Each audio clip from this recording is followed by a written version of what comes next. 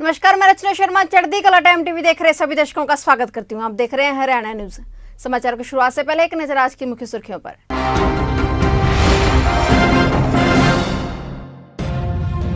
हरियाणा सरकार ने वापस लिया फैसला, अभी दूसरे प्रदेशों में नहीं चलेगी हरियाणा रोडवेज की बसें।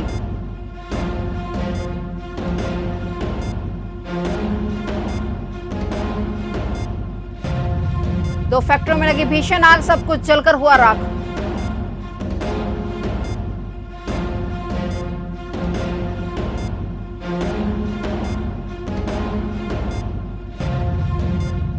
हरियाणा में खेल स्टेडियम खुलने की हुई अनुमति, खिलाड़ियों में खुशी की लहर।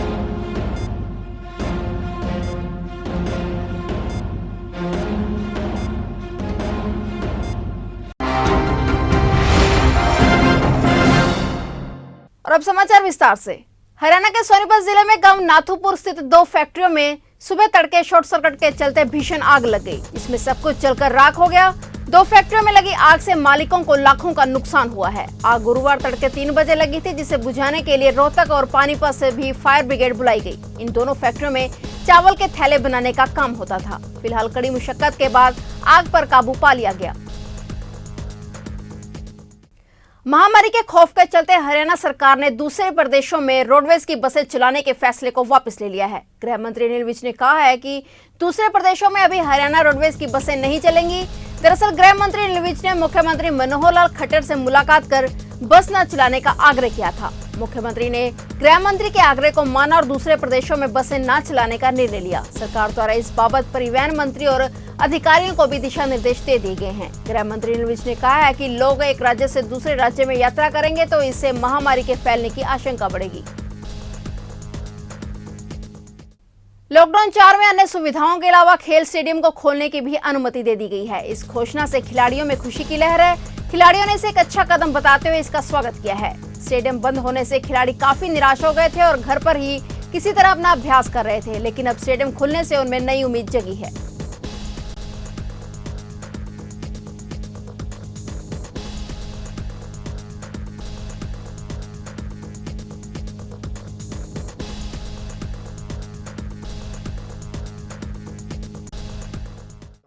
भाई खिलाड़ियों को जो है गर्मी में थोड़ा ख्याल रखा जाए, इम्यूनिटी सिस्टम का उनका ख्याल रखा जाए। और 18 खिलाड़ी 2 कोचेज के पास एक ग्रुप बना के आए स्टेडियम में। 1 घंटे के लिए उनको अभ्यास करा के फिर नेक्स्ट ग्रुप में जो है दोबारा से 18 खिलाड़ी और 2 कोच नेक्स्ट ग्रुप को बुला ले, 1 घंटे के लिए वो अभ्यास कर लेंगे। और यदि इंडिविजुअल गेम है उसमें 10 खिलाड़ी आ जाएंगे एक टाइम में और एक कोच उसको लुक आफ्टर करेगा, ट्रेनिंग देगा उनको। और जिम्नेजियम हॉल और स्विमिंग पूल अभी बंद रहेंगे। फरीदाबाद से एक ऐसा ही मामला सामने है जहां मामूली सी बात को लेकर 2 गुटों में झगड़ा हो गया और झगड़ा इतना बढ़ गया कि दोनों गुटों के कई लोग घायल हो गए। इतना ही नहीं, दोनों तरफ से खूब तोड़फोड़ भी की गई। वहीं मौके पर पहुंची पुलिस का कहना है कि दोनों तरफ के लोग जख्मी हैं, लिहाजा दोनों पक्षों पर कार्रवाई की जाएगी।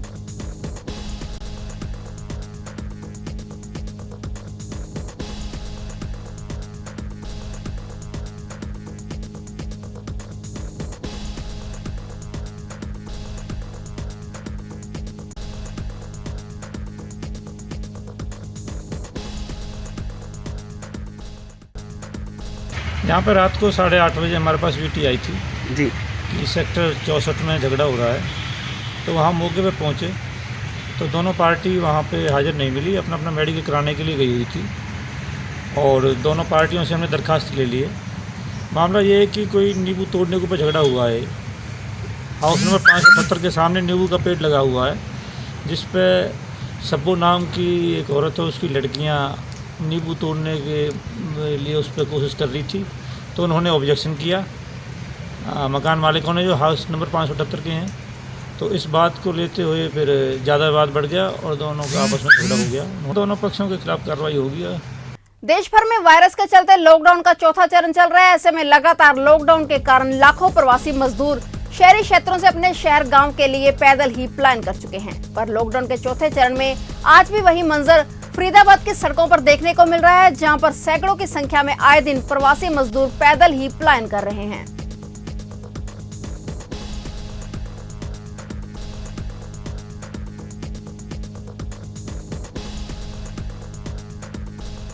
कहाँ जा रहे हो?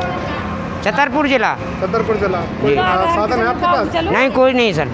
तो कैसे जाओगे? सर पैदल जाएंगे और क्या। कब से चले हो दिल्ली से? सर कितने हो गए चलते? कल से चले हैं। हैं? कल से। तो अब छतरपुर पहुंचने में कितना समय लगेगा? कितने दिन लग जाएंगे? सर 4-5 दिन लगेंगे। पैदल पैदल ही जाओगे? जी। 8 दिन लग जाएंगे, 4-5 दिन में। छोटे बच्चे भी साथ में हैं? हाँ, छोटे बच्चे हैं। अंबाला शहर के विधायक असीम गोयल मानव सेवा हेतु अपनी ओर से कोई कसर नहीं छोड़ रहे हैं। पंजाब से कच्चे गांवों के रास्तों से प्रवासी मजदूरों का अंबाला शहर विधानसभा में प्रवेश रुकने का नाम ही नहीं ले रहा। इन सबको सुविधाएं मुहैया करवाते हुए इन्हें इनके गंतव्य तक पहुंचाने में मदद की जा रही है। ऑटो से प्रवेश करते ही इन मजदूरों को लंगर के साथ मेडिकल चेकअप व इनके आराम की व्यवस्था भी दिन रात निरंतर जारी है।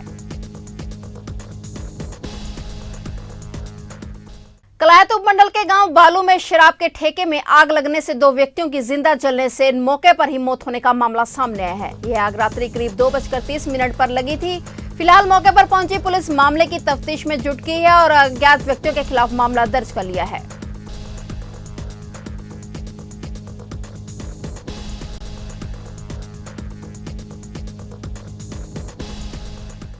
आपको सूचना मिली हुई वहाँ ठेके के अंदर आग लगी। मौके पर हमारी पुलिस भी पहुँच गई थी, फायर ब्रिगेड बुला करके हमने आग बुझाई। आग बुझाने के बाद हमने उनके बेडरूम से जो है 2 डेड बॉडी निकाली। इसमें एक तो ओम प्रकाश हिस्सेदार था, एक उनका कोई रसोईया था बहादुर। उन दोनों के जलने के कारण से मौत हो चुकी थी और अज्ञात व्यक्तियों के खिलाफ हमने एफआईआर दर्ज करके मामला जांच हुई। लॉकडाउन के बाद से जहां देश के अलग अलग इलाकों से डिपो होल्डर द्वारा मनमानी और राशन न देने की खबरें सामने आ रही थी, तो वहीं फरीदाबाद से एक अच्छी खबर सामने आई है, जहां डिपो होल्डर न केवल लोगों को समय पर राशन बांट रहा है, बल्कि उन्हें महामारी से बचाने के लिए सोशल डिस्टेंसिंग का पालन कर उनके हाथों को भी सैनिटाइज करवा रहा है।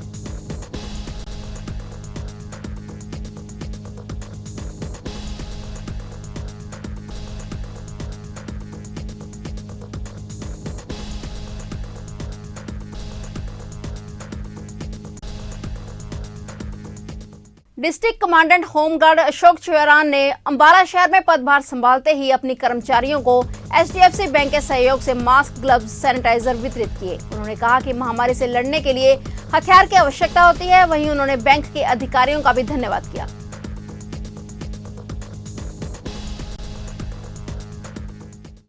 धार्मिक भावना भड़काने के आरोप में कांग्रेस नेता पंकज पुनिया को करनाल पुलिस ने गिरफ्तार कर लिया था। उन्हें आज कोर्ट में पेश किया गया, जहां से उन्हें 1 दिन के पुलिस रिमांड पर भेज दिया गया है। पंकज पुनिया ने अमर्यादित भाषा का इस्तेमाल करते हुए एक ट्वीट किया था, जिसके बाद कई अलग अलग थानों में उनके खिलाफ मामले दर्ज हुए हैं।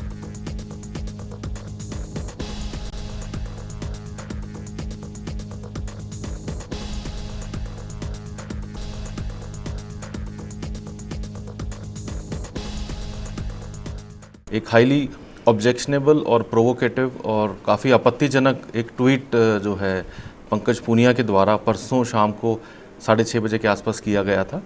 तो उसके संबंध में जो रेलेवेंट सेक्शंस हैं आईपीसी के और आईटी एक्ट के, उसके तहत मुकदमा दर्ज करके उसे कल शाम को गिरफ्तार किया गया है और इन्वेस्टिगेशन इसमें अभी चल रही है। आज कोर्ट में पेश करके आइंदा जो कार्रवाई बनती है वो की जाएगी। रत्ती शहर में नगरपालिका की तरफ से शुरू करवाए गए वार्ड नंबर 14 के गली निर्माण कार्य को स्थानीय लोगों ने रुकवा दिया और स्थानीय विधायक लक्ष्मण आपा के खिलाफ रोष जताया। दरअसल कॉलोनी के लोग इस गली में पानी की सप्लाई नहीं मिलने से नाराज हैं। लोगों ने आरोप लगाया कि पानी सप्लाई की पाइप डाले बिना ही गली का निर्माण कार्य किया जा रहा है और गली से पहले लोगों को पानी की जरूरत है। वहीं वार्ड के एमसी सुरेंद्र कुमार ने कहा है कि पब्लिक हेल्थ के जेई और एसडीओ से बात हुई है। उन्होंने 10 दिन का समय पानी सप्लाई शुरू करने के लिए मांगा है।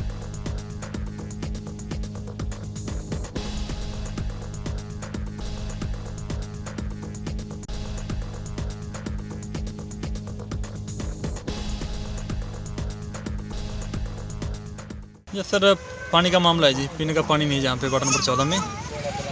और हम एसडीओ साहब और जई साहब से मिले पब्लिक हेल्थ के, और वो हमें 10 दिन का टाइम दे रहे हैं और ये 10 दिन के अंदर हम मालूम करवा देंगे, उसके बाद पानी की समस्या दूर हो जाएगी। टोहाना हरियाणा बिजली विभाग के एक्सईएन ऑफिस में एसी के शॉर्ट सर्किट से आग लगने का मामला सामने आया है। हालांकि कड़ी मुशक्कत के बाद आग पर काबू पा लिया गया और बड़ा नुकसान होने से बच गया।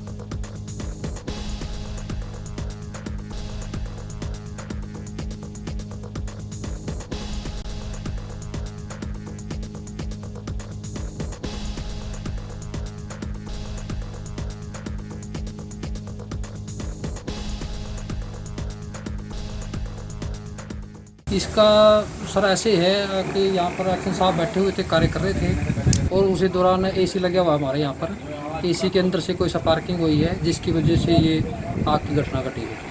तो कोई नुकसान भी हुआ सर इसमें जी? इसमें ज़्यादातर ह्यूमन बींग का कोई नुकसान नहीं हुआ है, किसी को चोटें नहीं आई हैं। उससे समय रहते हमने सभी को बाहर निकाल दिया था और उससे कुछ हमारा जो फर्नीचर वगैरह है कुछ थोड़ा बहुत बरंट हुआ है हमारा, उसकी हमें लिस्ट बनाने लग रहे हैं और के बाद में उसकी जो भी भरपाई होगी एस्टिमेट वगैरह बनाया जाएगा, सूचित कर दिया जाएगा। फिलहाल हरियाणा न्यूज में इतना ही। तब तक के लिए देखते रहिए चढ़ती कला टाइम टीवी और मुझे दीजिए इजाजत। धन्यवाद।